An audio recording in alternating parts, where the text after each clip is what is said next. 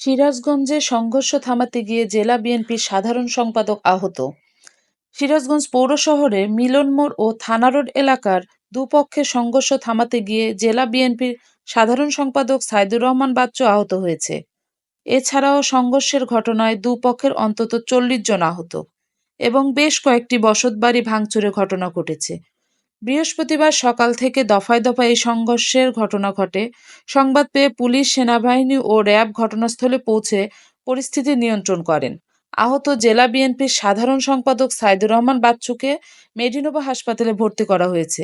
অন্যান্য আহতদের শহরের বিভিন্ন হাসপাতালে ভর্তি করা হয়েছে। স্থানীয়রা জানান, বুধবার বিকেলে থানা রোড এলাকার একটি বসতবাড়ি নির্মাণকে কেন্দ্র করে থানা রোড ও মিলন মোড় মহল্লার যুবকদের মধ্যে দ্বন্দ্ব ও মারামারি হয়। এই ঘটনাকে কেন্দ্র করে বৃহস্পতিবার সকালে মহল্লার মধ্যে পুনরায় সংঘর্ষ শুরু হয়।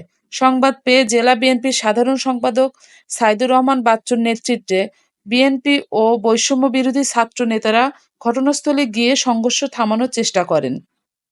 এক পর্যায়ে একটি ইটের বড় টুকরো সাইদুর রহমান বাচ্চুর বুকের ডান পাশে লাগে। এতে সে গুরুতর আহত হয়। তৎক্ষণিক তাকে উদ্ধার করে শহরের মেডিনোভা হাসপাতালে ভর্তি করা হয়। এছাড়াও সংঘর্ষ চলাকালে ফাহিম, সেন্টু ও সোহান সহ অন্তত ৪০ জন আহত হয়। আহতদের মধ্যে ৪ জন অবস্থা আশঙ্কাজনক।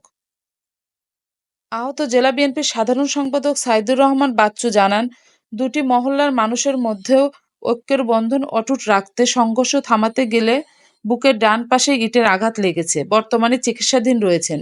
সদর থানা ভারপ্রাপ্ত হুমায়ুন কবির জানান, র্যাব, পুলিশ ও সেনাবাহিনীর সহায়তায় পরিস্থিতি নিয়ন্ত্রণ করা হয়েছে।